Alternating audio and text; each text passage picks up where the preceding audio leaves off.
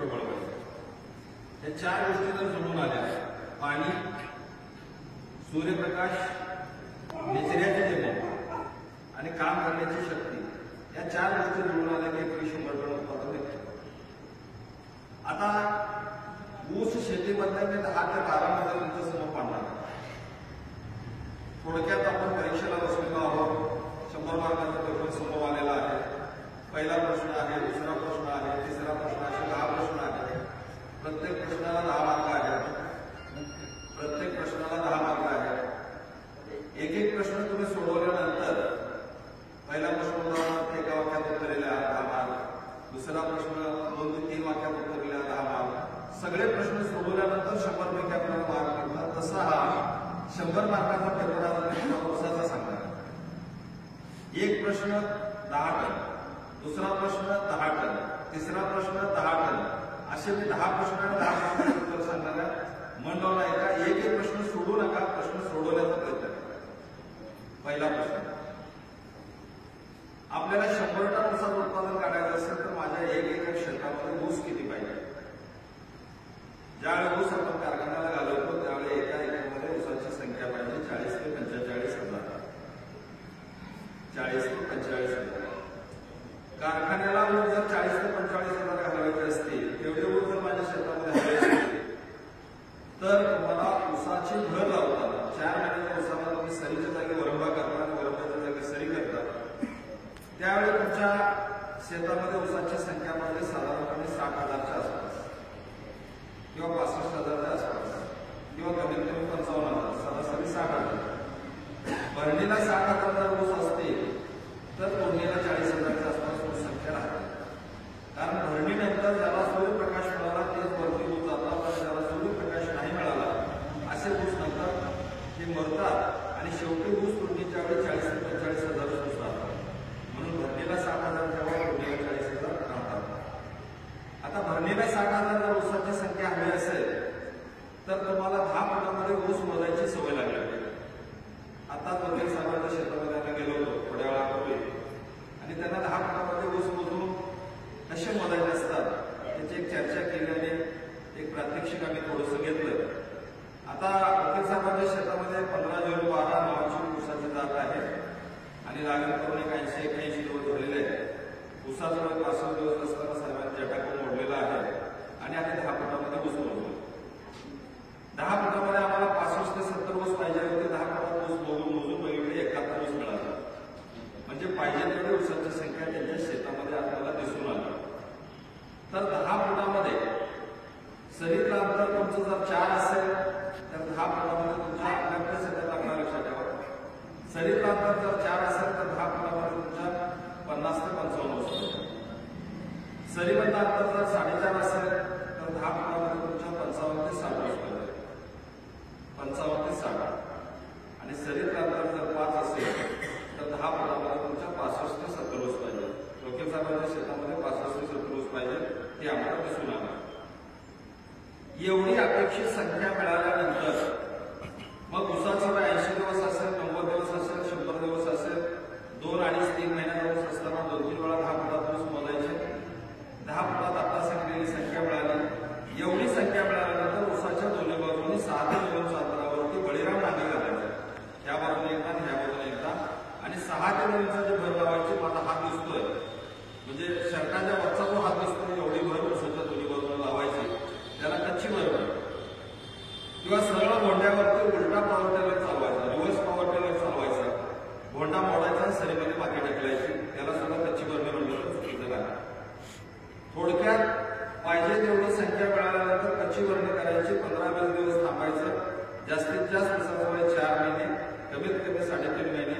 परत 10 फुटात ऊस मोजायचे आणि ऊसाला भर लावायचा. सरीच्या जागी भोंडा करायचा, भोंड्याच्या जागी सरी करायची. त्याला पक्की भरणी म्हणतात.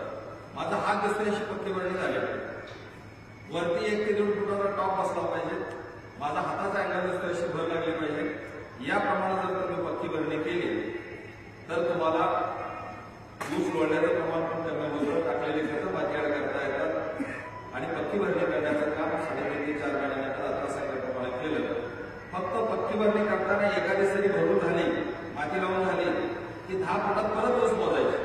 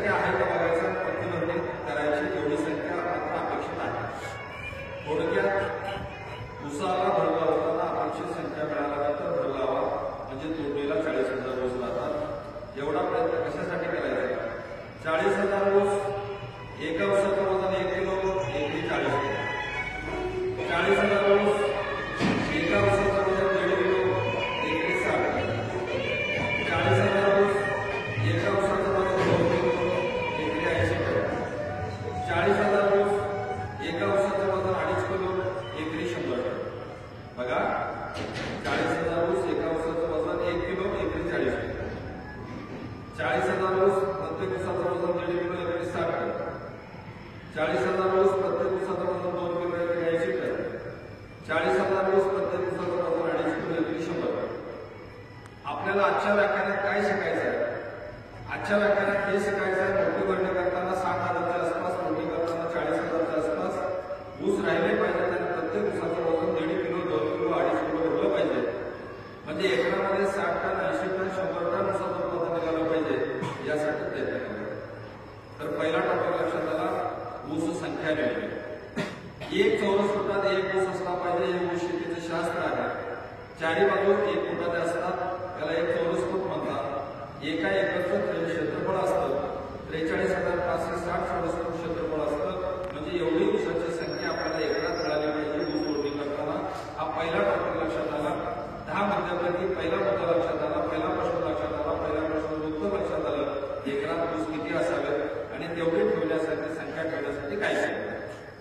दुसरा प्रश्न, कोणत्या जातीचा ऊस लावल्यानंतर उत्पादन जास्त?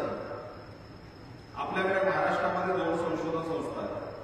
एक मध्यवर्ती ऊस संशोधन केंद्र पाडेगाव, जिल्हा सातारा, आणि दुसरी वसंतदादा युनिव्हर्सिटी पुणे हडपसर पांगरी. या 2 संस्थांच्या माध्यमातून प्रसारित केलेल्या ज्या ऊसाच्या जाती आहेत, या संस्थेमार्फत प्रसारित केलेल्या जातीमध्ये महाराष्ट्रामध्ये ज्या चालू प्रचलित जाती आहेत 4-5 जाती, त्या जातींचा उल्लेख करतो. यापैकी कुठली लावा? 1 नंबरला महाराष्ट्रामध्ये ऊसाची जात जी आहे त्या जातीचं नाव आहे को 86-032. ही जात अडसालीला चालते, कोरंगामाला चालते, सुरंगामाला चालते, खोडगाला चालते. अडसाली म्हणजे जून जुलै ऑगस्टला लावले तरी चालते, पूर हंगामामध्ये सप्टेंबर ऑक्टोबर नोव्हेंबरला लावले तरी चालते, सुरू हंगाम म्हणजे डिसेंबर जानेवारी फेब्रुवारीला लावले तरी चालते, आणि खोडवा पण चांगला आहे. या जातीचं वैशिष्ट्य असं आहे की 12 महिन्यापासून 18 महिन्यापर्यंत कधीही जात तोडली तरी चालते. ही जात सगळ्यात चांगली का आहे? या जातीला तुरा उशीर येतो किंवा तुरा येत नाही म्हटलं तरी चालेल. तुरा न आल्यामुळे किंवा तुरा उशीर आल्यामुळे दर महिन्याला 2-2.5-3 कांड्या जन्माला येतात. त्यामुळे कांड्यांची संख्या ऊस तुटेपर्यंत नेली जाते. दुसरा गुण चांगला आहे, या जातीला फुटवा चांगला असल्यामुळे एकरी 40,000 ऊस मिळायला काही फार अडचण येत नाही. फुटवा चांगला आहे. तिसरा गुण चांगला आहे की शेतकऱ्याला वजन चांगलं लागतं, वजनाला चांगले आहे. महाराष्ट्रामध्ये एका एकरमध्ये 100 टनापासून 150 टनापर्यंत जातीने वजन दिलेलं आहे, उत्पादन दिलेलं आहे. त्यामुळे वजनाला चांगले आहे. चौथा गुण चांगला आहे की रिकव्हरी चांगली असल्यामुळे प्रत्येक साखर कारखान्याला पण आवडतो, कारखान्याला पण आवडतो. रिकव्हरी चांगली आहे आणि सर्व हंगामात लावता येते. त्यामुळे महाराष्ट्रामध्ये 1 नंबर असणाऱ्या ऊसाची जात आहे को 86-032. फक्त सरीमधला अंतर या जातीला 4.5 फुटाच्या पुढं पाहिजे. 2 डोळ्याची टिपणी लावणार असेल तर 2 टिपऱ्यामध्ये 6 इंचाच्या पुढं अंतर पाहिजे. 1 डोळा पद्धतीची लागण करणार असाल तर 2 डोळ्यामध्ये अंतर 1.5 फुटाच्या पुढं पाहिजे. रोपाची लागण करणार असाल तर 2 रोपाचं अंतर 1.5 फुटाच्या पुढं पाहिजे. आणि 4 ते 5 वर्षातून एकदा मध्यवर्ती ऊस संशोधन केंद्र पाडेगाव या ठिकाणी ओरिजिनल बियाणं, मूलभूत बियाणं आणून देण्यामध्ये बदल केला. थोडक्यात सरीतला अंतर वाढवा, टिपरामधला अंतर वाढवा, 5 वर्षांना एकदा महिन्यात बदल करा. 1 नंबरला असणाऱ्या ऊसाची जात ती म्हणजे को 86-032. काही जणांना आवडते, काही जणांना आवडत नाही, विषय वेगळा असेल, पण आज घडीला महाराष्ट्रामध्ये टॉपला जात कुठली असेल तर हीच आहे. दुसरी जात आज सकाळी नांदुरा बुजुर्ग होतो, तर त्या गावामध्ये बघितलं मला गावात प्रवेश करताना लक्षात आलं की मोठे मोठे प्लॉट आहे, शेतकरी मोठे आहे आणि सगळ्यात पहिले मला 10,000 एकर ऊसाची जात असून लागली. 10,000 एकर जात अतिशय चांगली जात आहे. या जातीचं वैशिष्ट्य असं आहे की उशिरा लागण करून लवकर सोडण्यासाठी जात उत्तम आहे. म्हणजे उदाहरणार्थ या वर्षी नोव्हेंबरला लावला तर पुढच्या वर्षी नोव्हेंबरपर्यंत तुटली पाहिजे, या वर्षी डिसेंबरला लावला तर पुढच्या वर्षी डिसेंबरपर्यंत तुटली पाहिजे, या वर्षी जानेवारीला लावला तर पुढच्या वर्षी जानेवारीपर्यंत तुटली पाहिजे, या वर्षी फेब्रुवारीला लावला तर पुढच्या वर्षी फेब्रुवारीपर्यंत तुटली पाहिजे. सरासरी 12 महिन्याच्या आत, अति उशीर झाला तर 13 महिने आणि लवकर तुटला तर 11 महिने. 11 ते 12 महिने जर तुटत असेल, अति उशीर झाला तर 13 महिने तुटत असेल तर 10,000 एकर एवढे 10,000 एकर जात चांगली आहे. कारण असं आहे ही जात उशिरा लावून लवकर तोडण्यासाठी चांगली असल्यामुळे उदाहरण म्हणून सांगतो. मागच्या काळामध्ये कोल्हापूरला होतो. कोल्हापूर जिल्ह्यामध्ये गडिंग्लज तालुका आहे. गडिंग्लज तालुक्यामध्ये मूळ गाव आहे. मूळ गावामध्ये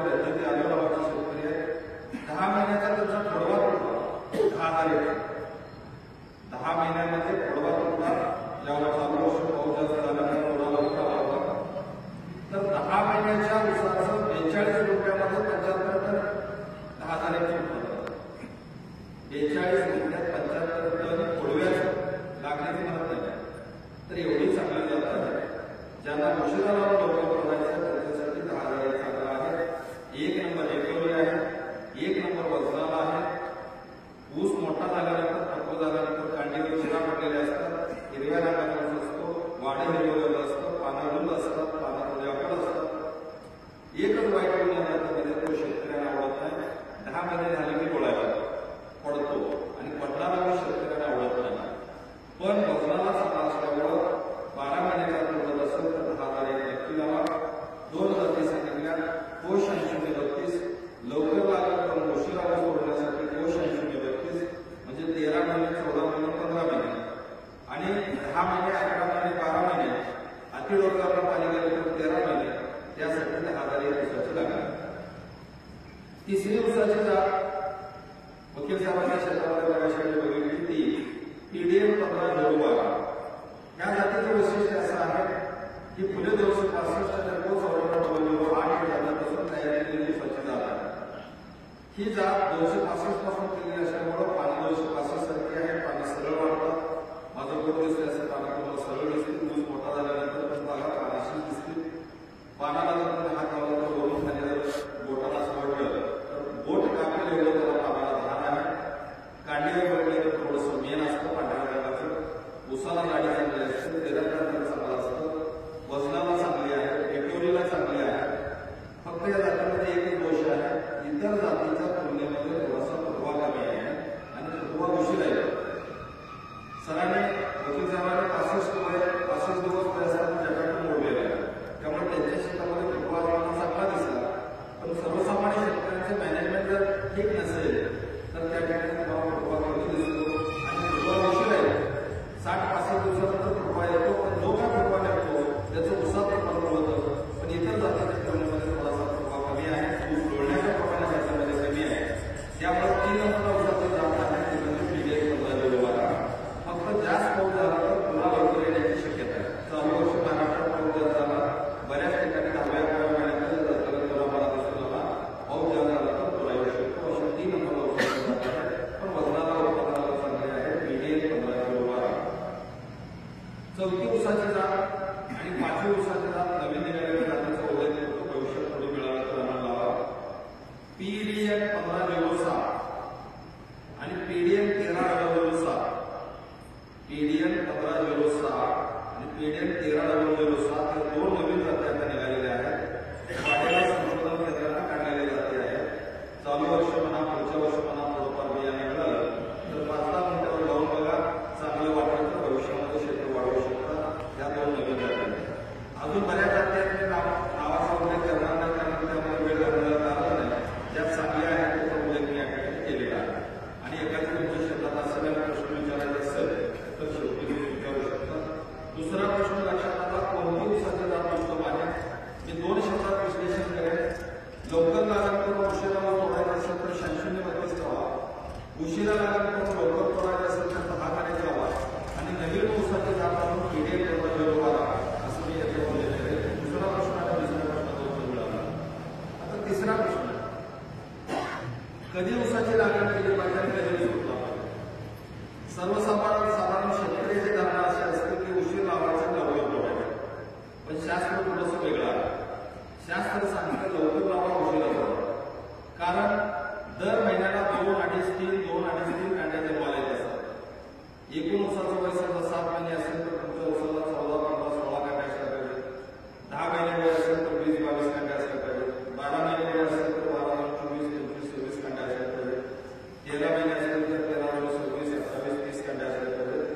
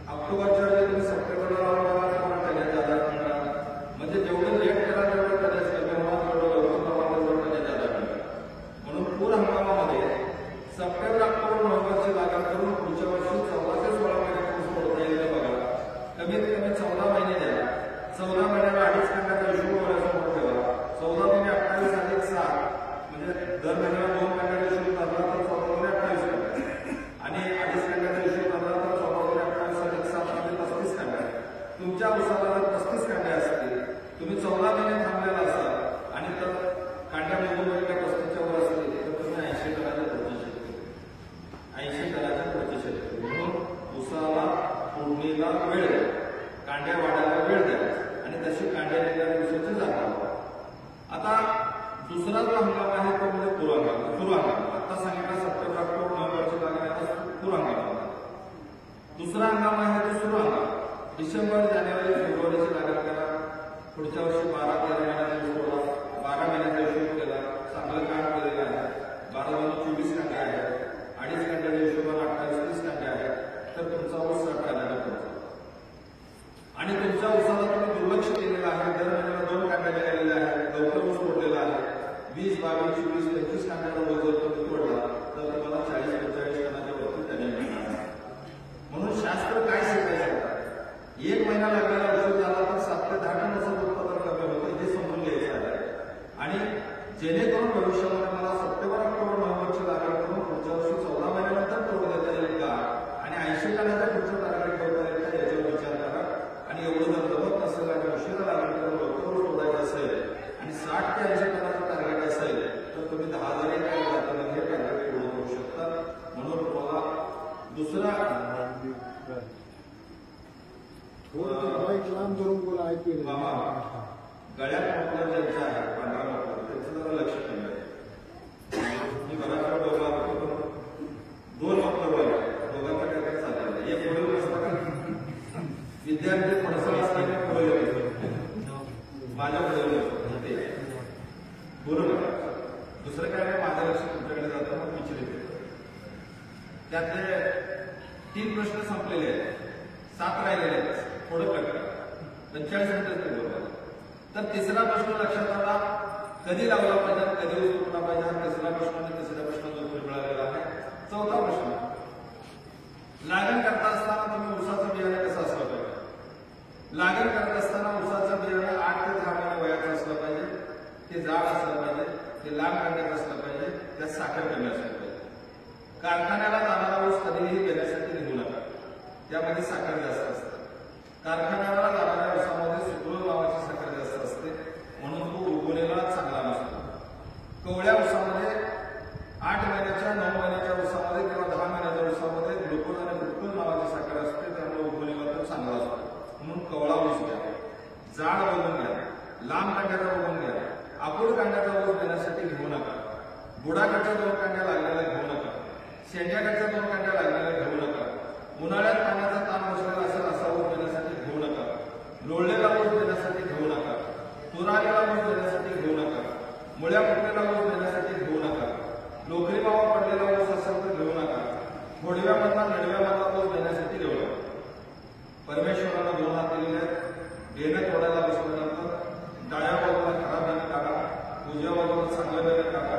चांगलं आहे तेच शेतात गेलं पाहिजे, खराब बेणं एकही शेतात गेलेलं पाहिजे. आता उदाहरणार्थ ऊस हातामध्ये आला, बुडाकडच्या 2 कांड्या लागलेल्या घेऊ नका, त्यात साखर जास्त आहे. शेंड्याकडच्या 2 कांड्या लागलेल्या घेऊ नका, त्यात डोळा तयार झालेला नाही. आपूड कांड्याचा ऊसा तेवढ्या कांड्या खराब बाजूला काढा, मरकासारखा ऊसा तेवढा बाजूला काढा, डोळे फुटलेला ऊसा बाजूला काढा, मुळ्या फुटलेला बाजूला काढा, जाड लांब कांड्याचा चांगला ऊसा या बाजूला काढा. एका एकाला 2 टन बियाणं लागतं, 2 टन बियाणं एका एकाला पुरेसं झालं. चांगलं बियाणं शेतात गेलं पाहिजे आणि 1 टन 1.5 टन खराब बियाण्याच्या बाजूला काढलेला आहे. कारखाना चालू असेल तर त्या प्रणालीमध्ये टाका, जे काय वजन बसेल त्याचे पैसे मिळणार, नसेल तर जनावराला खायला घाला, दूध वाढेल, पण खराब बियाणं शेतामध्ये गेलं नाही पाहिजे, हा मुद्दा लक्षात ठेवा. चौथा मुद्दा लक्षात आला, ऊसाचं बियाणं कसं असलं पाहिजे. ऊसाचं बियाणं 8 ते 10 महिने वयाचं, जाड लांब काढायचं, कवळं असलं पाहिजे, एवढंच लक्षात ठेवायचं. तुकाराम महाराजांची म्हण आम्हाला लक्षात आली, शुद्ध बीजापोटी फळे रसाला मोठी. बेणं चांगलं असेल तर उत्पादन नक्कीच चांगलं येतं. म्हणून नेहमी चौथा मुद्दा विसरू नका, बेणं कसं असलं पाहिजे. 5वा मुद्दा याला संबंधित आहे, तो म्हणजे स्वतःचं बियाणं स्वतः कसं तयार करायचं. तुम्हाला पुढच्या वर्षी 40 एकर ऊस लावायचं असेल तर यावर्षी 1 एकरावर बेण्याचा प्लॉट करा. पुढच्या वर्षी तुम्हाला 20 एकर ऊस लावायचं असेल तर यावर्षी अर्ध्या एकरावर बेण्याचा प्लॉट करा. पुढच्या वर्षी तुम्हाला 10 एकर ऊस लावायचं असेल तर यावर्षी 10 गुंठ्यावर बेण्याचा प्लॉट करा. पुढच्या वर्षी तुम्हाला 5 एकर ऊस लावायचं असेल तर यावर्षी 5 गुंठ्यावर बेण्याचा प्लॉट करा. पुढच्या वर्षी 1 एकर ऊस लावायचं असेल तर यावर्षी 1 गुंठ्यावर बेण्याचा प्लॉट करा. पुढच्या वर्षीच्या लागणीची तारीख जी काय असेल त्या तारखेच्या अगोदर 8 महिने 9 महिने किंवा 10 महिने अगोदर 1 गुंठ्यावर 5 गुंठ्यावर 10 गुंठ्यावर आपल्याला बेण्याची लागण करायची. देण्याची लागण करत असताना नेहमी लक्षात ठेवा, स्वतःच्या शेतामध्ये स्वतःचं बेणं तयार करत असताना 1 गुंठ्याचा हिशोब सांगतो, तो 1 गुंठ्याचा हिशोब डोळ्यासमोर ठेवून बेणं तयार करा. एका गुंठ्याला 200 टिपरी बियाणं लागतं. एका गुंठ्याला किती टिपरी बियाणं लागतं? 200 टिपरी बियाणं लागतं. आपल्या शेतामध्ये फिरायचं, ज्याचं 8 ते 9 महिने वय आहे असे जाड ऊस जाड ऊस शेताच्या बाहेर काढायचे आणि अशा निवड केलेल्या ऊसामधून परत 200 टिपरी निवडायच्या, एका गुंठ्यासाठी बाजूला काढायच्या, ज्याचं वय 8 महिने 9 महिने आहे, जाड आहे, लांब काढण्याच्या. बियाणं किती लागतं? एका गुंठ्याला 200 टिपरी. सरीमधलं अंतर कमीत कमी 4.5 फूट ठेवायचं. कमीत कमी सरीचं अंतर 4.5 ठेवायचं, 5 ठेवलं तरी चालेल. 2 डोळ्याची टिपरी लावणार असेल तर 2 टिपरामध्ये 6 इंच, 8 इंच, 9 इंच, 12 इंचापर्यंत अंतर ठेवा, काही अडचण नाही, बेण्याचा प्लॉट. 1 डोळ्याची टिपरी लावणार असाल तर डोळा 1.5 फूट, 2 फूट, 2 फूट अंतर ठेवायचं. रोपं तयार करून जर रोपं लावणार असाल तर 2 रोपांचं अंतर 1.5 फूट, 2 फूट, 2 फूट अंतर ठेवायचं. थोडक्यात सरीचं अंतर वाढवलं, टिपराचं किंवा रोपाचं अंतर वाढवलं, गुंठ्याला 1 ट्रॉली शेणखत टाकायचं, त्यात बेण्याचा प्लॉट करायचा, पैलवान करायचा उसाला. एका गुंठ्याला 14 किलो युरिया टाकायचा, 14 किलो सुपर फॉस्फेट टाकायचा, 5 किलो पोटॅश टाकायचं. सुपर फॉस्फेट आणि पोटॅश लागलेला 75% आणि भरलेला 25% टाकायचा.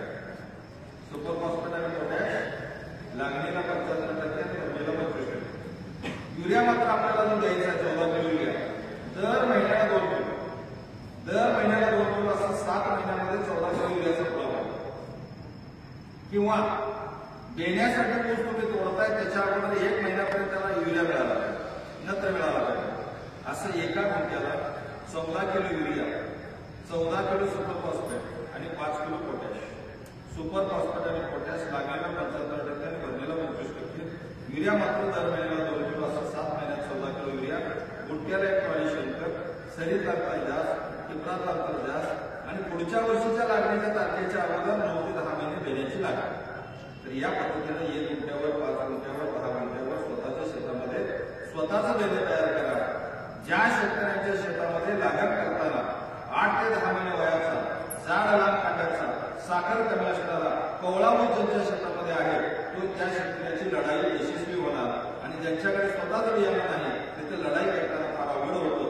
म्हणून बेणं चांगलं पाहिजे हे आयुष्यात विसरू नका. 5वा मुद्दा लक्षात आला, स्वतःच्या शेतामध्ये स्वतःचं बियाणं कसं तयार करताय. 6वा मुद्दा मशागत. तुम्हाला 80 टन, 90 टन, 100 टनाचं टार्गेट हवं असेल तर एक वेळ अशी नांगरट झाली पाहिजे, दुसरी अशी नांगरट झाली पाहिजे. आडव्या निवडून 2 वेळा नांगरट करत असताना पहिल्या नांगरटीनंतर तुमच्याकडे जेवढं शेणखत असेल 1 ट्रॉली, 2 ट्रॉली, 3 ट्रॉली, 4 ट्रॉली, जे काय असेल शास्त्र सांगतं 4 ते 5 ट्रॉली. टनाच्या भाषेमध्ये 10 ते 15 टन शेणखत आहे ते पहिली नांगरट झाल्यानंतर टाकायचे. शेणखत कमी असेल तर सऱ्या सोडल्यानंतर सरीमध्ये शेणखत टाकायचं. आडवी उभी नांगरट झाली, शेणखत टाकलं. खूप मोठी ढेकळं असेल तर एकदा रोटावेटर मारायचं. सऱ्या सोडण्याच्या अगोदर 50चा कल्टिवेटर मारायचा आणि सऱ्या सोडून रान तापवायचं. सऱ्या सोडून रान तापवायचं. रान चांगलं कधी तापतं? सऱ्या सोडून रान चांगलं तापतं. म्हणून नेहमी लक्षात ठेवा, आता सांगलेल्या मशागतीमध्ये आडवी आणि उभी 2 वेळा नांगरट. पहिल्या नांगरटीनंतर जेवढं शेणखत आहे तेवढं सगळ्या रानात पसरून टाकणे, नंतर दुसरी नांगरट करणे, एकदा रोटावेटर मारणे, एकदा 50चा कल्टिवेटर मारणे, सऱ्या सोडून रान तापवणे, ही कामं मशागतीमध्ये येतात. आता ही 2 कामं सोडून, ही 4-5 कामं सोडून अजून 2 कामं मी सांगणार आहे. ती कधीतरी करायची असतात तर महत्वाची असतात. ज्या जमिनी सपाट आहे, तुम्ही बसलेली जागा सपाट आहे, त्याला टेबल टॉप जमीन म्हणतात. अशी जमीन ऊसासाठी नको आहे. हलकासा रानाला उतार पाहिजे, हलकासा रानाला ढाळ पाहिजे. म्हणून आयुष्यात एकदा लेवलिंग करा, जमिनीची सपाटीकरण करा. 100 मीटर सरीची लांबी असेल तर या कडेपासून त्या कडेपर्यंत 1 ते 1.25 फुटाचा ढाळ करा. 1 ते 1.25 फुटाचा एवढा ढाळ उतार करा. 100 मीटरच्या सरीच्या लांबीमध्ये या कडेपासून त्या कडेपर्यंत.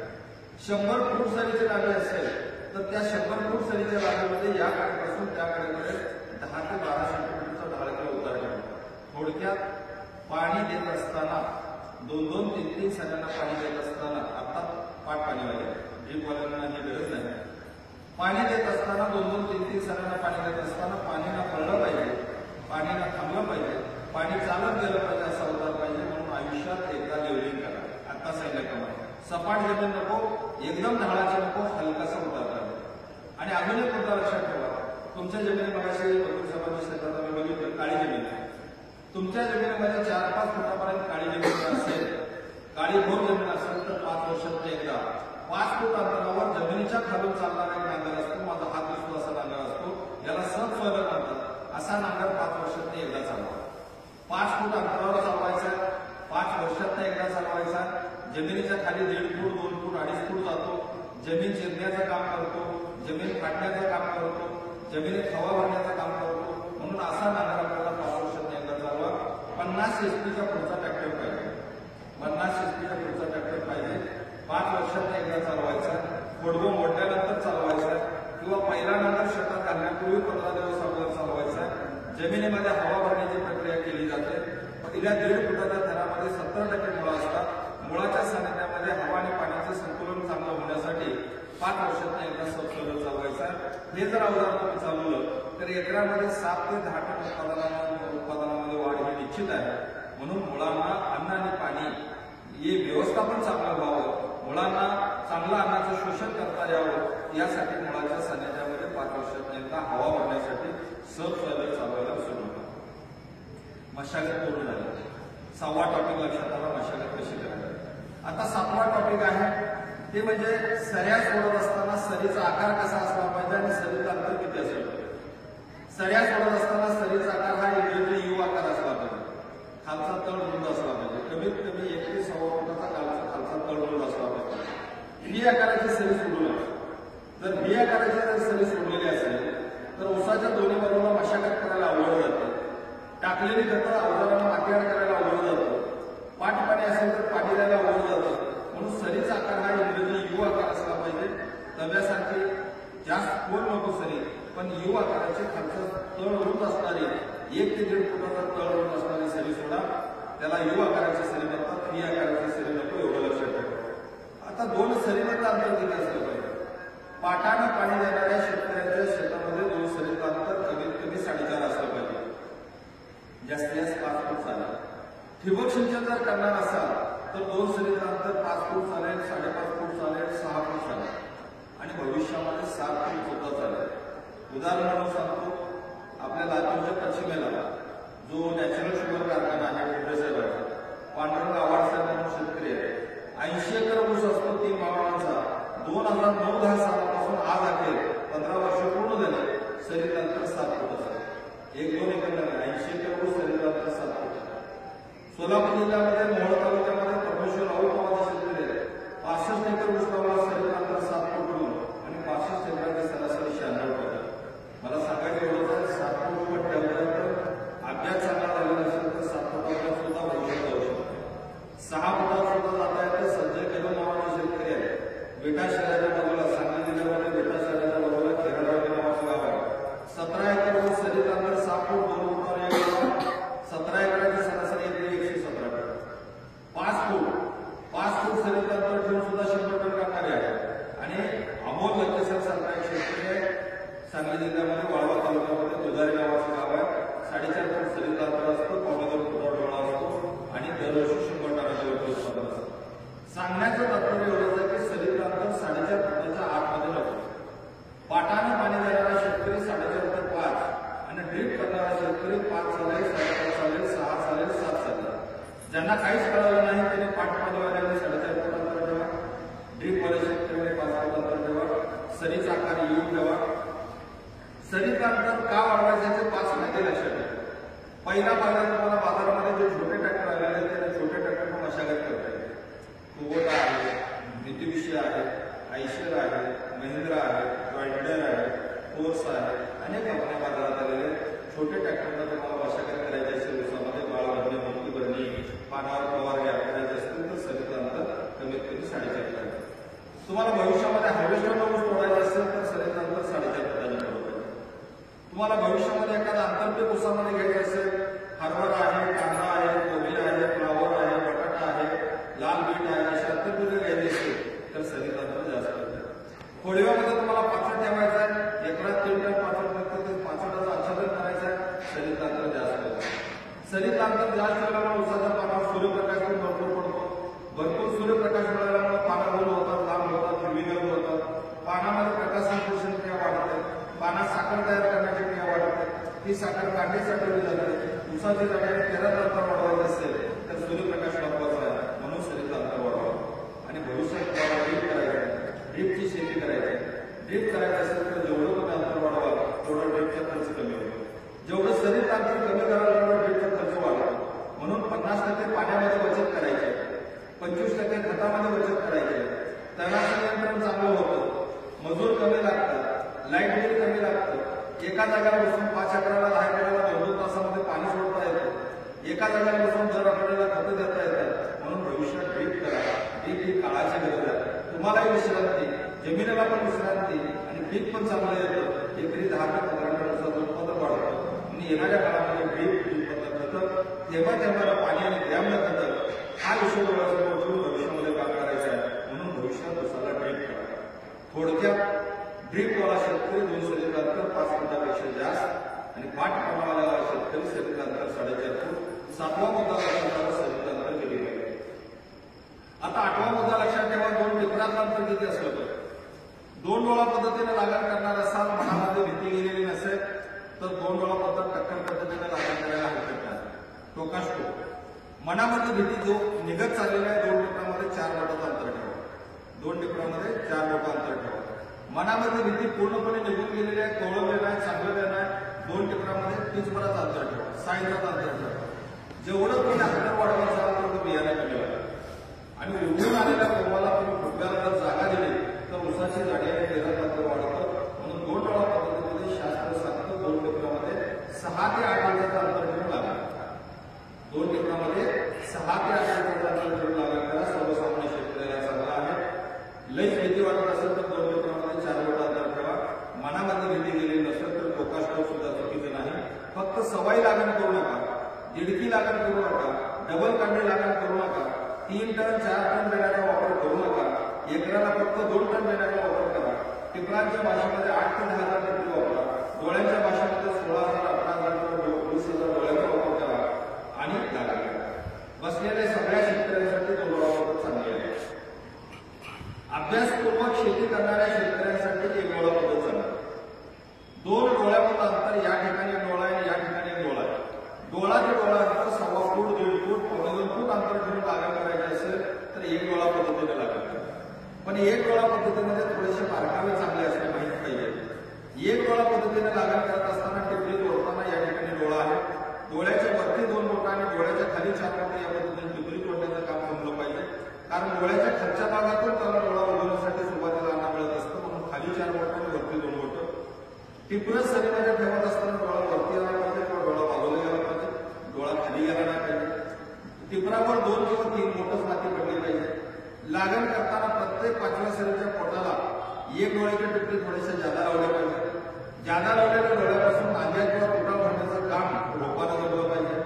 60-65 दिवसाचा ऊस झाल्यानंतर जटाकोन मोडण्याचं काम आपल्याला जमलं पाहिजे. जसं सरांनी जटाकोन मोडलेला आहे तसं आपल्याला जटाकोन मोडता आला पाहिजे. थोडक्यात 1 डोळा पद्धतीमध्ये ज्यांचा बारकावा चांगला आहे, ज्यांचा अभ्यास चांगला आहे त्यांनी 1 डोळा पद्धतीची लागण करावी. यामध्ये चुका चालत नाही. आणि भविष्यामध्ये तुम्हाला 1 डोळ्याच्या टिपरापासून रोपं तयार करून लागण करायची असेल तर ती सगळ्यात चांगली. पण ट्रेमध्ये रोपं तयार करत असताना स्वतः तुम्ही रोपं तयार करायला शिकलं पाहिजे. 1 रोप तयार करायचा खर्च 1 रुपये आहे. बाजारात रोपं विकत घेतला तर एका रोपाची किंमत 2 ते 2.5 रुपये आहे. एका एकराला साधारणपणे 6 ते 7,000 रुपये लागतात. बाजारात रोपं विकत घेतला तर 12 ते 15,000 खर्च आहे. आणि स्वतः रोपं जर तयार केली तर एका एकराला 6,000 खर्च होत लागतो. म्हणून स्वतः रोपं तयार करायला भविष्य शिकावं लागतं. रोप लागण करत असताना फक्त काळजी काय घ्यायची लक्षात. एका एकराला 6 ते 7,000 टिपरी बियाणे लागतं, 6 ते 7,000 डोळे लागतात, अर्धा टन पाऊण टन बेणे लागतात. कमी खर्चाचं काम आहे पण बारकावे माहिती असेल. तुम्ही रोपं तयार करत असताना 42च्या किंवा 60च्या टपामध्ये रोपं तयार केली पाहिजे. किंवा विकत घेताना सुद्धा 42च्या किंवा 60च्या टपामधल्या ट्रेमध्ये रोपं विकत घेतली पाहिजे. 72चा किंवा 78चा टप असेल तर त्यामध्ये शक्यतो रोपं घेऊ नका. त्यातला रूट झोन जो आहे तो परिपूर्ण झालेला नसतो. म्हणून 42 किंवा 60च्या टपामध्ये रोपं घ्या. लागण करत असताना त्या रोपाचं वय किती असलं पाहिजे हे माहिती असतं. 3 पानावरचं रोप असलं पाहिजे. मधला कोण सोडून बाजूला 2 पानं असलं पाहिजे. आणि त्या रोपाचं वय 20 ते 25 दिवस असलं पाहिजे. त्या रोपाचं वय 20 ते 25 दिवस असलं पाहिजे. सरीमध्ये खतं टाकायचे, बळीराम नांगर किंवा देशी नांगर घालून खतं मातीवर करायचे, ड्रीप असेल तर ड्रीपनं सऱ्या ओल्या करून घ्यायचे, पाठ पाणी असेल तर हलकं पाणी द्यायचं आणि वापसा आल्यानंतर 1.5 फुटावर 1.5 फुटावर चांगला खड्डा काढून त्यामध्ये रोप ठेवून चारी बाजूला माती टाकून हाताने दाबून त्यामध्ये हवा राहणार नाही या पद्धतीने जर रोपाची लागत केली आणि लगेच पाणी दिलं तर एक रोप सुद्धा मदत नाही. 2 रोपावर लागतात 1.5 ते 1.25 फूट या पद्धतीने लागण करा. एका एकरला 6,000 ते 7,000 रुपये लागतात आणि ज्या दिवशी रोप लावत आहे त्याच्या अगोदर 1 महिना लागण्याची तारीख पकडली जाते. म्हणून येणाऱ्या काळामध्ये तुम्हाला रोप लागण हा पद्धत फायद्याचा आहे. नाही जमलं तर 1 डोळा पद्धत, ती पण नाही जमली तर 2 डोळा पद्धत. सर्वसामान्य शेतकऱ्यांना 2 डोळा चांगली आहे. 2 डोळा पद्धतीमध्ये एकराला 2 टन बियाणं, 1 डोळा पद्धतीमध्ये एकराला 1 टन बियाणं आणि रोप लागण्यामध्ये एका एकराला अर्धा ते 2 टन बियाणं या पद्धतीने आपल्याला लागण करायचं. तंत्रज्ञान लक्षात आलं. 8वा मुद्दा लक्षात आला, ठिकाणापासून किंवा रोपाचा अंतर किती असेल. आता 9वा मुद्दा, तुम्ही जे काही लागण करणार आहात, समजा टिपणीची लागण करणार आहात किंवा रोपं तयार करणार आहात, त्यावेळी जे टिपणं असतात त्या औषधात बुडवायला शिकलं पाहिजे. एका एकरला 100 लिटर पाणी घ्यायचं, अर्धा लिटर पाणी घ्यायचं. त्या 100 लिटर पाण्यामध्ये 100 मिली गावचू नावाचं कीटकनाशक घ्यायचं, बाहेर कंपनीचं. त्यामध्ये फॉलिक्युअर किंवा बेलॉस नावाचं बुरशीनाशक घ्यायचं 100 मिली. एक कीटकनाशक घेतलं, एक बुरशीनाशक घेतलं, 100 लिटर पाण्यामध्ये मिसळलं. 100 मिली गावचू, 100 मिली फॉलिक्युअर किंवा बेलॉस, 10 ते 15 मिनिटं द्रावणामध्ये बियाणं बुडवलं आणि त्यानंतर लागण करायचं. याचा फायदा असा होतो की उगवण चांगले होतं, त्या उसाला मळ्या लवकर सुटतात आणि 1 महिन्यापर्यंत तुमच्या उसाजवळ रोग आणि कीड येत नाही. म्हणून सुरुवातीलाच आपलं पीक संरक्षण करण्यासाठी गावचू आणि फॉलिक्युअरमध्ये किंवा गावचू आणि बेलॉसमध्ये बेले प्रक्रिया करून लागण करावी. हा 9वा मुद्दा लक्षात ठेवा, रोग आणि किडीचं नियंत्रण करण्यासाठी. आता 10वा मुद्दा जो आहे तो अतिशय जिव्हाळ्याचा आणि महत्वाचा आहे, तो म्हणजे खत व्यवस्थापन. खताचं व्यवस्थापन करत असताना नेहमी लक्षात ठेवा, आपल्याला उसाला 3 प्रकारची खतं द्यायची. पहिलं खत आहे सेंद्रिय, दुसरं खत आहे रासायनिक आणि तिसरं खत आहे जैविक. सेंद्रिय खतं, रासायनिक खतं आणि जैविक खतं या 3 प्रकारची खतं देत असताना सेंद्रिय खतामध्ये कोणती खतं पडतात? सेंद्रिय खतामध्ये शेणखत पडतं. एका एकरला 4 ट्रॉली, 5 ट्रॉली, 6 ट्रॉली शेणखत. टनाच्या भाषेमध्ये 10 टन, 12 टन, 15 टन शेणखत. एवढं जर उपलब्ध असेल तर नक्की टाका पहिली लागण झाल्यानंतर. आणि एखादी दुसरी ट्रॉलीच असेल तर लागणीला सरीमध्ये 1 ट्रॉली आणि भरणीला सरीमध्ये 1 ट्रॉली सगळं उडवून टाका. समजा शेणखत काहीच मिळालं नाही, जवळचे कारखाने बघा, तुम्हाला 21 शुगर युनिट 3 आहे, त्यानंतर तुम्हाला सिद्धी शुगर आहे, त्या कारखान्यावर मळीपासून तयार केलेलं कंपोस्ट जर मिळत असेल तर एका एकरला 10 टन, 12 टन, 15 टनापर्यंत कंपोस्ट सुद्धा वापरू शकतात. फक्त ताजी मळी वापरू नका. ताज्या मळीमध्ये येणारं प्रमाण जास्त, वॅक्सचं प्रमाण जास्त. त्यामुळे ताजी मळी डायरेक्ट शेतात वापरायची नाही. कुजलेली मळी म्हणा, गेल्या वर्षीची मळी यावर्षी म्हणा किंवा कारखान्यामध्ये मळीपासून तयार केलेले तर एका एकरला 10 टन, 12 टन, 15 टन वापरू शकतो. शेणखत नाही मिळालं, कारखान्यामध्ये मळीपासून तयार केलेले कंपोस्ट नाही मिळालं, तिसरा पर्याय शोधा. मिळत असेल तर लागणीला 2 टन आणि भरणीला 2 टन कोंबडी खत टाका. अंड्यावरची जी कोंबडी असते तिनं खाली टाकलेली जी विष्ठ असते ते कोंबडी खत लागणीला 2 टन आणि भरणीला 2 टन टाका. फक्त चुनखडीयुक्त जमिनीमध्ये कोंबडी खत चालत नाही. वकील साहेबांच्या शेतामध्ये बघायला गेलेलो मध्ये पांढऱ्या खडे दिसले, ती म्हणजे चुनखड. चुनखड ज्या रानामध्ये आहे तिथे कोंबडी खत टाकायचं नाही, कारण कोंबडी खतामध्ये पण चुनखड आहे. त्याला इंग्रजीमध्ये म्हणतात कॅल्शियम कार्बोनेट. कॅल्शियम कार्बोनेटचं प्रमाण ज्या जमिनीत जास्त आहे अशा जमिनीमध्ये कोंबडी खत चालत नाही. आणि 10,000 या ऊसाची लागण केलेली असेल तर कोंबडी खत चालत नाही. 10,000 मध्ये काय, उभ्या ऊसाला लगेच डोळे फुटतात तर नत्राचं प्रमाण जास्त असेल आणि कोंबडी खतामध्ये नत्राचं प्रमाण जास्त आहे. म्हणून 10,000 ऊसाची लागण केलेली असेल तर कोंबडी खत टाकू नका. चुनखडीयुक्त जमिनीमध्ये टाकू नका. चांगल्या जमिनीमध्ये ऊसाची जर 86 ते 32 लावलेली असेल तर त्या जमिनीमध्ये तुम्ही कोंबडी खताचा वापर करू शकता. लागणीला 2 टन आणि भरणीला 2 टन. समजा कोंबडी खत पण नाही मिळालं, 4था पर्याय शोधला पाहिजे. तुम्हाला सर्वसाधारणपणे तुम्हाला हिरवळीचं खत जर घ्यायचं असेल, ताग किंवा घ्यायचं, हलक्या जमिनीमध्ये ताग घ्या आणि काळ्या जमिनीमध्ये ढेंच्या घ्या. हलक्या जमिनीमध्ये ताग घ्या आणि काळ्या जमिनीमध्ये ढेंच्या घ्या. ताग एकरी साधारणपणे 30 ते 35 किलो घ्यावा. ह्यांच्या जगाने एकरी 20 ते 25 किलो लागतात. ह्यांच्या रानात टाकायचं असेल तर जोडीला एक टाकायचं. ताग रानात टाकायचं असेल तर जोडीला एक 3 या सुपर फॉस्फेट टाकायचं. 21 दिवसाचा ताग ह्यांचा झाल्यानंतर एकराला युरिया टाकायचा. 50, 55, 60 दिवसाचा ताग ह्यांचा झाला की 6 फूट 7 फूट 8 फूट उंचीचा ताग ह्यांच्या वाढतो. तो ताग ह्यांच्या रानामध्ये घालायचा आणि असा ताग ह्यांच्या रानामध्ये घातल्यामुळं एकरामध्ये 8 ते 10 टन हिरवळीचं खत मिळतं. म्हणून जून जुलै महिन्यामध्ये शक्यतो जून जुलै महिन्यामध्ये काळ्या जमिनीमध्ये ह्यांच्या हिरवळीचं पीक आणि हलक्या जमिनीमध्ये ताग हिरवळीचं पीक आपण घ्यावं, रानामध्ये घालावं. ताग ह्यांच्या ही हिरवळीची पिकं घेतल्यामुळं जमिनीमधला क्षेत्रीकरण वाढतो, जमिनीची भौतिक जैविक आणि रासायनिक सुपीकता वाढते. एकरी 8 ते 10 टन हिरवळीचं खत मिळतं. ज्या रानामध्ये तुम्ही नांगर घालता त्या रानामध्ये नांगर घातल्यानंतर निघणारी ढेकळं ही फुटणारी ढेकळं निघतात, विरघळणारी ढेकळं निघतात, अशी जमीन तयार होते. म्हणून येणाऱ्या काळामध्ये आम्हाला ताग ह्यांच्या धूळ ऊसाची शेती करायची आहे. हा 4था मुद्दा लक्षात ठेवा. समजा ताग ह्यांच्याकडे नाही घेतला तर 5वा मुद्दा लक्षात ठेवा. तो ऊस फुटल्यानंतर तुमच्या ऊसामध्ये खोडव्यामध्ये पाचट टिकतं. एका एकरमध्ये 3 टन 4 टन 3 साडेतीन टन पाचट टिकतं. ऊस फुटल्यानंतर सगळ्या रानामध्ये पाचट पसरून घ्या. पाचट पसरून घेतल्यानंतर त्याला 7-8 दिवस होऊन द्या. पाचट बारीक करून घ्या. पाचट सरीमध्ये व्यवस्थित बसवा. गोंड्यावरचं पाचट थोडंसं खाली सारा, सरीत पाचट बसवून घ्या. एका एकरला पाचटाला पाचट कुजवण्यासाठी 1 पोतं युरिया वापरा, 1 पोतं सुपर फॉस्फेट वापरा. पाचट कुजवणारे जीवाणू म्हणतात ते वापरा. मिळाले तर कारखान्याची बळी 1 टन पाष्टावर टाका. पाणी देत असताना पाष्टावर चालत राहा आणि 2 महिन्यामध्ये तुम्ही जर बघितलं तर तुम्हाला पाचट सगळं कुजलेलं दिसतं.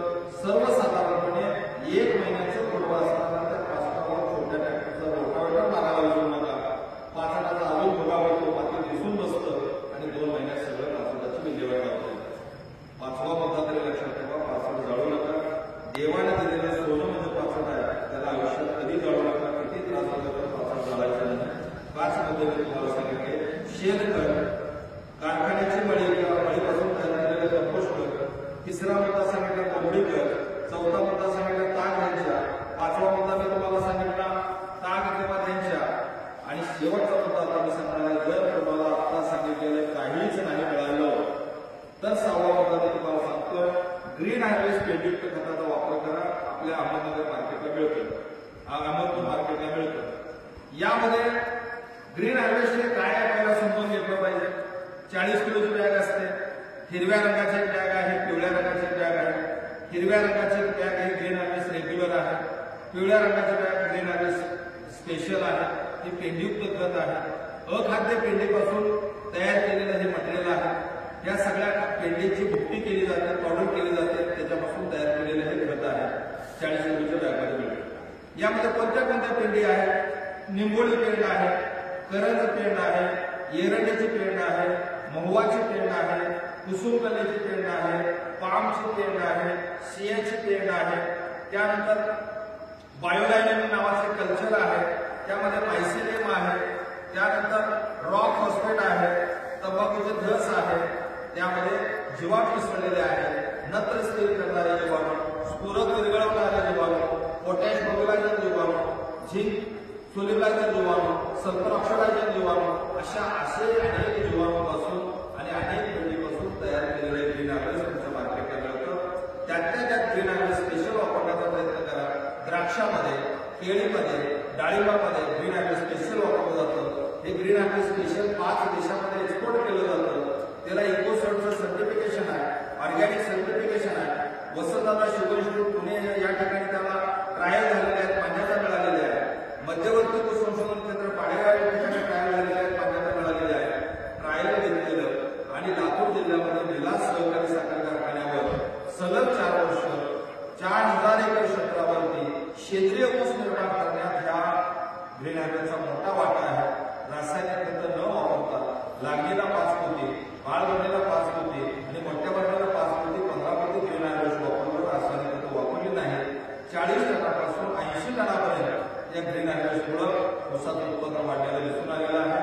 माझी विनंती आहे, भविष्यामध्ये तुम्हाला ग्रीन हार्वेस्ट सारख्या पेंडयुक्त खताचा वापर करून सुद्धा चांगली ऊस शेती करता येणार आहे. म्हणून लागणीला 3 पोती, 40 किलोचं पोत असतं, लागण करताना बेसळ डोसला 3 पोती, 2 महिन्याच्या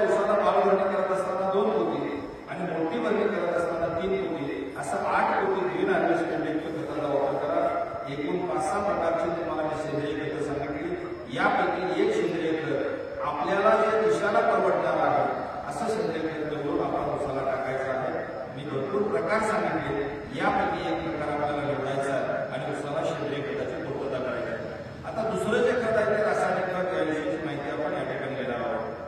तुम्हाला तिथे रासायनिक खत सांगितलं 70 ते 80 किलोपर्यंत स्फुरद गेला पाहिजे आणि 70 ते 80 किलोपर्यंत पालाश गेला पाहिजे आणि 100 टनाच्या पुढे जर अपेक्षा असेल तर तुम्हाला एका एकरला 200 किलो नत्र गेला पाहिजे, 100 किलो स्फुरद गेला पाहिजे आणि 120 किलो पालाश गेला पाहिजे. मी साधारणपणे 60 ते 80 किलोचा टार्गेट घेऊन एका एकरला 140 किलो नत्र, 70 ते 80 किलो स्फुरद आणि 70 ते 80 किलो पालाश ही खतं पोत्यामध्ये मी समजून सांगणार आहे. ती खतं आपण समजून घ्यावी आणि शेतामध्ये खतं देण्याचा प्रयत्न करावा. एक उदाहरण म्हणून 10-26-26 उदाहरण देतो. जर तुम्हाला 10-26-26 जर टाकायचं असेल तर लागणीला 2 पोती 10-26-26, 2 महिन्याच्या उसाला बाळ भरणी करत असताना 2 पोती 10-26-26 आणि 4 महिन्याच्या उसाला भर लावताना 2 पोती 10-26-26 असं कमीत कमी 6 पोत्याचा डोस तुम्हाला एकरी 80 टनासाठी अपेक्षित आहे. याच्या जोडीला जो नत्र द्यायचा, युरिया द्यायचा आहे, लागण झाल्यानंतर 1 पोती युरिया, 2 महिन्याच्या उसाला फुटवा निघत असताना 1.5 पोती युरिया, 90 दिवसाच्या उसाला कांडी निघत असताना परत 1 पोती युरिया आणि मोठ्या भरणीला 1.5 पोती युरिया. लागण झाल्यानंतर 1 महिन्याच्या उसाला 1 पोती युरिया, 2 महिन्याच्या उसाला 1.5 पोती युरिया, 90 दिवसाच्या उसाला 1 पोती युरिया आणि मोठी भरणी करताना 1.5 पोती युरिया असा हा तुम्हाला 80 टनासाठीचा डोस अपेक्षित आहे. आपल्या केसाचा सल्ला घेऊन आपण खतं टाकायचे, पण एक साधारणपणे 80 टन उत्पादनासाठी 6 पोती 10-26-26 आणि त्याच्या जोडीला दुय्यम अन्नद्रव्यामध्ये पिकाला लागतं कॅल्शियम, मॅग्नेशियम, सल्फर. लागणीला एक 40 किलोची बॅग, त्याला सारथी नावाला तुमच्या मार्केटला मिळते. लागणीला 40 किलो सारथी आणि मोठ्या भरणीला 40 किलो सारथी. 2 वेळा सारथी हे खत टाकायचं आहे, ज्याच्यामुळे तुम्हाला कॅल्शियम, मॅग्नेशियम, सल्फरयुक्त खतं ज्याला दुय्यम अन्नद्रव्य म्हणतात ते खत मिळतं. लागणीला 10 किलो आणि भरणीला 10 किलो न्यूट्रिएंट टाकायचे, ज्याच्यामध्ये लोह आहे, जस्त आहे, मॅंगनीज आहे, बोरॉन आहे, मॉलिब्डेनम आहे आणि कॉपर आहे. तुमच्या अहमदपूर मार्केटला मिळतं. न्यूट्रिविन मायक्रोन्यूट्रिएंट म्हणा किंवा न्यूट्रिविन सूक्ष्म अन्नद्रव्य लागणीला 10 किलो आणि भरणीला 10 किलो. तुमची जर ताकद असेल तर लागणीला 25 किलोची बॅग सिलिकॉनची टाका. 2 महिन्याच्या उसाला बाळभरणी करताना एक बॅग 25 किलोची सिलिकॉनची बॅग टाका आणि मोठी भरणी करताना एक सिलिकॉनची बॅग टाका. क्रॉप सिलिका म्हणून तुमच्या मार्केटला मिळतं. लागणीला 25 किलो, बाळभरणीला 25 किलो आणि मोठ्या भरणीला 25 किलो. आणि ही सगळी खतं आता सांगितलेली जी खतं आहेत ती लागणीला 3 पोती, बाळभरणीला 2 पोती आणि मोठ्या भरणीला 3 पोती ग्रीन हार्वेस्ट पेंडयुक्त खतामध्ये मिसळून टाका. असा हा सर्वसाधारणपणे 60 ते 80 टन उत्पादनासाठी अपेक्षित खताचा डोस. 6 पोती 10-26-26, 5 पोती कमीत कमी युरिया, त्याच्या जोडीला शेवटी तुमच्या प्रश्नात उत्तर देतो. 2 पोती सारथी लागणीला आणि भरणीला, 2 वेळा 10 किलो न्यूट्रिएंट मायक्रोन्यूट्रिएंट, लागणीला 3, बाळभरणीला 2 आणि मोठ्या भरणीला 3 असं ग्रीन हार्वेस्ट. आम्हाला तुम्हाला सांगतो शेवटी, तुम्हाला शेवटी उत्तर देतो. तर ग्रीन हार्वेस्ट पेंडयुक्त खत आणि लागणीला 10 किलो आणि भरणीला 10 किलो न्यूट्रिएंट मायक्रोन्यूट्रिएंट असा हा खताचा डोस आहे. यामध्ये तुम्हाला मुख्य अन्नद्रव्यामध्ये नत्र, स्फुरद, पालाश, दुय्यम अन्नद्रव्यामध्ये कॅल्शियम, मॅग्नेशियम, सल्फर, सूक्ष्म अन्नद्रव्यामध्ये ferrous, zinc, manganese, boron, molybdenum, copper, silicon असे 13 अन्नघटक सांगितले आणि परमेश्वराने तुम्हाला 3 अन्नघटक फुकट दिलेले आहेत. कार्बन, हायड्रोजन आणि ऑक्सिजन हा हवा आणि पाण्यामधून मिळत असतो. असे एकूण 16 ते 17 अन्नघटक लागतात. आता सांगलेल्या खताच्या डोसमध्ये सर्व प्रकारचे अन्नघटक देण्याचा प्रयत्न केलेला आहे. अशा पद्धतीचा खताचा डोस आपल्याला एकरी 80 टनासाठी अपेक्षित आहे. शेतकरी बंधूंनो, खतं टाकत असताना ग्रीन हार्वेस्ट सारख्या पेंडयुक्त खतामध्ये मिसळून टाका. त्याला ऑर्गॅनिक कोटिंग केल्यामुळे खताची ताकद वाढते. जमिनीमध्ये वापसा असताना खतं टाका. खत टाकल्यानंतर अवजारांना खत मातीआड करा आणि तुम्हाला भविष्यामध्ये ठिबक सिंचनामधनं खतं द्यायची असतील तर मगाशी सांगितल्यामधला युरिया जो आहे तो ठिबक सिंचनामधनं द्या. पांढरा पोटॅश आहे तो ठिबक सिंचनामधनं द्या. 24-24-0 मादनचा आहे ते ठिबक सिंचनामधनं द्या. मॅग्नेशियम सल्फेट ठिबक सिंचनामधनं द्या आणि सारथी, न्यूट्रिविन, ग्रीन हार्वेस्ट ही जी खतं सांगितली ती तेवढी जमिनीमधनं द्या. बाकीची खतं ड्रीपमधनं देता येतात. ड्रीपमधनं खतं देताना आठवड्याला एकदा, महिन्याला 4 वेळा, तुम्हाला 8 महिने जर संधी मिळाली तर 8 महिन्यात 24 वेळा खतं द्या. नाही मिळाले 7 महिन्याचा कालावधी मिळाला तर 7 महिन्यात 7 चोक 28 वेळा खतं द्या, नाहीतर 6 महिन्यात 6 चोक 24 वेळा खतं द्या. दर आठवड्याला ड्रीपमधनं खतं दिल्यामुळे उत्पादन वाढतं. मगाशी वकील साहेबांच्या घरामध्ये बसलो होतो, त्यांच्या शेतामध्ये ऊस बघून मी खताचे डोस लिहून दिलेले आहे. त्यांचे जरी फोटो काढून घेतले आणि त्या पद्धतीने जरी ड्रीपमधनं खताचे डोस जरी दिले तरी नक्की तुम्हाला फायदा झालेला नसेल. तर थोडक्यात जमिनीमधनं खतं कोणती टाकावीत आणि ड्रीपमधनं कसं टाकावीत थोडक्यात शास्त्राने सांगितलं. पहिलं खत झालं सेंद्रिय खत, दुसरं खत झालं रासायनिक खत, आता तिसरं खत आहे जैविक खत. जैविक म्हणजे जीवाणू खत. जीवाणू म्हटल्यानंतर डोळ्याला न दिसणारं खत. उदाहरणार्थ सांगतो, काही जीवाणू हानिकारक असतात आणि काही जीवाणू फायद्याचे असतात. हानिकारक जीवाणू कोणता? जे डोळ्याला दिसणार नाही पण हानिकारक आहे. उदाहरणार्थ कोरोनामधला जीवाणू, माणसं अनेक मारली त्याने. जगामधला सगळा कोरोना गोळा केला तर त्याचं वजन 2 ग्रॅम होतं. जगामधला सगळा कोरोना गोळा केला, व्हायरस गोळा केला तर 2 ग्रॅम सुद्धा वजन घडत नव्हतं. त्यांनी लाखो माणसं मारली. म्हणजे हानिकारक जीवाणू. आणि असे काही जीवाणू आहेत की ते उसाला फायद्याचे आहे. त्याचं नाव आहे अझोटोबॅक्टर, त्याचं नाव आहे फॉस्फरस सोल्युबलायझर, त्याचं नाव आहे पोटॅश मोबिलायझर. मगाशी सर मला यादी दाखवत होतो, तुम्ही हे सगळे जीवाणू आहेत. हे जीवाणू हवेमधला 78% नत्र तो पिकाला शोषून घेता येत नाही, म्हणून हवेमधला नत्र शोषून घ्यायचा, जमिनीमध्ये साठवायचा आणि पिकाला मिळवून द्यायचा. त्याचं नाव आहे अझोटोबॅक्टर जीवाणू. दुसरं आहे जमिनीमध्ये पडलेला फॉस्फरस पिकाला सोल्युबलाइज करून देण्यासाठी फॉस्फरस सोल्युबलायझर जीवाणू. आणि तिसरा आहे जमिनीमधला पडलेला पोटॅश मातीच्या कणाला चिकटून बसला की त्याची हालचाल कमी होते, म्हणून हालचाल वाढवण्यासाठी पोटॅश मोबिलायझर जीवाणू. तुमच्या मार्केटला सुपर एन, सुपर पी आणि सुपर के नावाने जीवाणू मिळतात. तिन्ही जीवाणूचे पॅकेट 1-1 किलो घ्या. याला 2 वर्षाची व्हॅलिडिटी आहे. तुमच्या अमरपूर मार्केटला शेतकरी मिळेल. त्यामध्ये 1 बादली पाणी घ्या. त्या 1 बादली पाण्यामध्ये 1 किलो सुपर एन घ्या, 1 किलो सुपर पी घ्या आणि 1 किलो सुपर के घ्या. तिन्ही जीवाणू मिसळा. त्यामध्ये अर्धा किलो गुळ मिसळा, अर्धा लिटर दूध मिसळा. सकाळ संध्याकाळी आकडाने हलवून घ्या 5 मिनिटं. 1 दिवस 1 रात्र ठेवल्यानंतर जुन्या कापडानं गाळून घ्या आणि निघालेलं जे द्रावण आहे ते द्रावण ड्रीप असेल तर 200 लिटर पाण्यात द्या आणि पाट पाणी असेल तर 400 लिटर पाण्यात मिसळा. हे सगळं पंपात भरा, पंपाचा नोझल काढा आणि लागण झाल्यावर 21 दिवसांनी एकदा आणि मोठी भरणी झाल्यानंतर 21 दिवसांनी एकदा 2 वेळा जीवाणूची आळवणी करायला विसरू नका. नेहमी लक्षात ठेवा, जीवाणू खतं टाकल्यामुळे जमिनीमध्ये जी तुम्ही खतं देतात ती खतं पिकाला लवकर उचलण्यासाठी, लवकर अपटेक करण्यासाठी त्याचा फायदा होत असतो. म्हणून तिसरं खत जीवाणू खत, दुसरं खत रासायनिक खत आणि पहिलं खत सेंद्रिय खत. याला म्हणतात ऊसाचं ताट म्हणा, याला म्हणतात एकात्मिक खत व्यवस्थापन म्हणा. जसं जेवायला बसल्यानंतर जेवणाच्या ताटामध्ये भाकरी किंवा चपाती पाहिजे, तसा 9वा किंवा 10वा मुद्दा असेल तो लक्षात आला, खत व्यवस्थापन. आता एक जिव्हाळ्याचा विषय एकच राहिला, तो म्हणजे तण नियंत्रण. तण नियंत्रण कधी करायचं? लागण झाल्यानंतर पहिलं किंवा दुसरं पाणी दिल्यानंतर शेतात तण नसताना तणनाशक फवारणी करणारा शेतकरी सगळ्यात हुशार मानला जातो. म्हणून लागण झाल्यावर पहिल्या 48 तासात तणनाशक मारायचे असेल तर 200 लिटर पाण्यामध्ये 150 ते 200 मिली गोल नावाचं तणनाशक मारा. येणाऱ्या तणाला रोखलं नसेल तर पहिलं किंवा दुसरं पाणी दिल्यानंतर 200 लिटर पाण्यामध्ये 500 ग्रॅम मेट्रिबिजन घटक असणारं सेम्पॉर असेल किंवा टाटा मेट्री असेल किंवा डिझायर असेल किंवा आयमॅक्स असेल किंवा वॅरियर असेल, त्याच्यामध्ये मेट्रिबिजन घटक आहे असं तणनाशक वापरा. 200 लिटर पाण्यामध्ये 500 ग्रॅम. नसेल स्वस्तातलं तणनाशक वापरायचं असेल तर 200 लिटर पाण्यामध्ये 1 किलो अट्रॅझिन घटक असणारं, अट्रॅझिन असेल किंवा अट्रॅटॅप नावाचं तणनाशक असेल याचा वापर करा. स्वस्तातलं अट्रॅटॅप, त्यातल्या त्यात महाग मेट्रिबिजन पण रिझल्ट चांगले. मेट्रिबिजन म्हणजे सेम्पॉर टाटा मेट्री, याचा वापर लागण झाल्यानंतर पहिलं किंवा दुसरं पाणी दिल्यावर शेतात तण नसताना तणनाशक फवारणी करा. तुम्हाला येणाऱ्या तणाला रोखण्याचं काम केलं जातं. फक्त एक समजून घ्या, तुम्ही तणनाशक मारलं म्हणजे 100% ऊस सोडून सगळंच मिळालं पाहिजे अशी धारणा असते शेतकऱ्याची. असं नाही. काही हराळी आहे, काही लवाळा आहे, काही केना आहे, काही इचका आहे. अशी तण जे आहेत ते 100% तणनाशकांना मरतील याची गॅरंटी नाही. म्हणून तणनाशकांना 70-80% मरतील, 15-20% जे काय राहतील त्याला फवारणी करावीच लागते, हे मात्र विसरता कामा नये. चला, पहिल्या 10 दिवसात तण नसताना कोणतं तणनाशक मारायचं हे लक्षात आलं.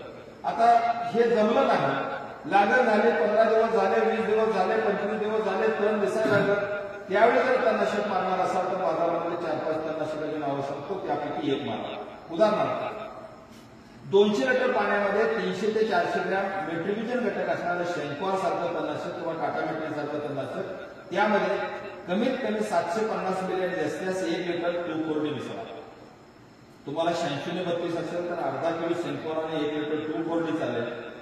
92-005 असेल, सॉरी 15-012 असेल, ह्याला तणनाशक जरा प्रभाव करतो, म्हणून 300 ते 400 ग्रॅम शेनकॉर अधिक 750 ml 2,4-D या पद्धतीनं तणनाशक फवारणी करा.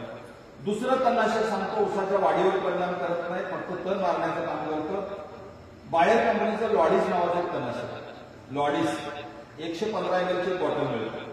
115 ml लॉडीस घ्या, त्याच्यासोबत एक 400 ml ऍक्टिव्हेटर मिळतं, ते घ्या आणि त्याच्यासोबत 500 ग्रॅम अॅट्रायझन घटक असणारं फुस्ट म्हणून मिळतं. 500 ग्रॅम फुस्ट म्हणजे त्यामध्ये अॅट्रायझन आहे, 400 मिली ऍक्टिव्हेटर हे सोबत फ्री मिळतं आणि 115 मिली लॉडीस. 150 लिटर पाण्यात द्रावण करून याची जर फवारणी केली तर ऊसाच्या वाढीवर कसलाही परिणाम होत नाही आणि तण नियंत्रण चांगलं होतं. अलीकडे धानोगा कंपनीनं टायझोन नावाचं तणनाशक आणलेलं आहे. 150 लिटर पाण्यामध्ये 450 ग्रॅम टायझोन, त्यामध्ये लवाळा मारायचे तणनाशक मिसळलेलं आहे, हॅलो सल्फर आहे, मेट्रिबिजन 50% आहे आणि एक बॉटल फ्री देतात, त्याला बुस्टर म्हणतात, त्याला त्यामध्ये 2,4-D आहे. तर असं 3 घटक असणारं तणनाशक मारायचं असेल तर 150 लिटर पाण्यामध्ये 450 ml टायझोन वापरू शकतात. सिंजेंटा कंपनीचं कॅलरीज एक्स्ट्रा वापरणार असाल तर 200 लिटर पाण्यामध्ये 1400 मिली कॅलरीज एक्स्ट्रा वापरू शकता, पंपाला 110 मिली.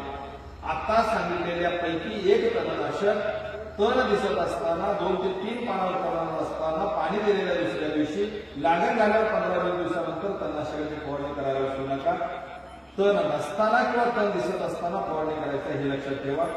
बऱ्यापैकी आपल्याला तण नियंत्रणाचा टॉपिक लक्षात आला. आता शेवटचा टॉपिक सांगतो आणि थांबतो, तो म्हणजे 11वा किंवा 12वा असेल, ते म्हणजे बाळ भरणी कधी करायची आणि पक्की भरणी कधी करायची. इंग्रजी यू आकाराची सरी आहे, ऊस उगवून आलेला आहे, 6 इंच या बाजूला 6 इंच या बाजूला, ऊसाच्या दोन्ही बाजूला 2 दाते अवजार चालवायचा आहे, त्याला म्हणतात बाळ भरणी. बाळ भरणी केल्यामुळे फुटवा चांगला जातो. त्यानंतर 80-90 दिवस झाले, 10 फुटात ऊस मोजायचे, पाहिजे तेवढे ऊस मिळाले. मगाशी सांगितल्याप्रमाणे 10 फुटात 55, 60, 65 ऊस मिळाले. ऊसाच्या दोन्ही बाजूला 6 ते 9 इंचाची भर लावायची, त्याला कच्ची भरणी म्हणतात.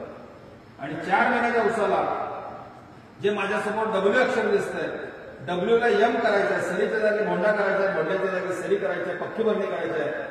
ही पक्की भरणीला त्याला आपण 3.5 ते 4 महिन्याच्या ऊसाला करतो, त्याला शेवटची भरणी म्हणतात किंवा पक्की भरणी म्हणतात. पक्की भरणी केल्यामुळे ऊस तुटेपर्यंत पाणी देणं सोपं जातं, ऊस लोळत नाही, लोळला तर नुकसान होत नाही, टाकलेली खतं बाकी होतात, 100% ऊसाचं कुटुंब नियोजन होतं. खोडव्यामध्ये त्या भोंड्यावर लोकं छत्रीचा अवजार चालवणं सोपं जातं. त्याचबरोबर तुम्हाला हार्वेस्टरला ऊस तोडणं सोपं जातं. म्हणून माझा हात दिसतोय अशी भर लावायला विसरू नका, अशी भर लावा.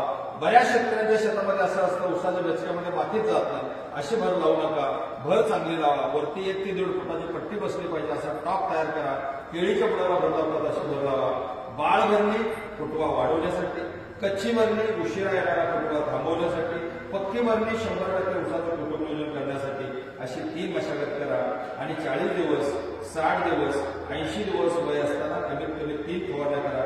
तुमच्या मार्केटला मिळतं 1 लिटर पाण्यामध्ये 2.5 ते 3 मिली 10-34-0, 2.5 ते 3 मिली 0-24-24, 1 मिली ओशी आणि 2.5 ते 3 मिली केस्टार असे 3-4 घटक असणारं तुम्हाला फवारण्या करायच्या असतील तर 40 दिवस, 60 दिवस, 80 दिवस वय असताना फवारण्या करायला विसरू नका. असे 10 ते 12 मध्ये मी तुमच्यासमोर मांडलेले. मी 45 मिनिटं बोलणार होतो, बरोबर 1 तास तुमच्यासमोर मी बोललेलो आहे.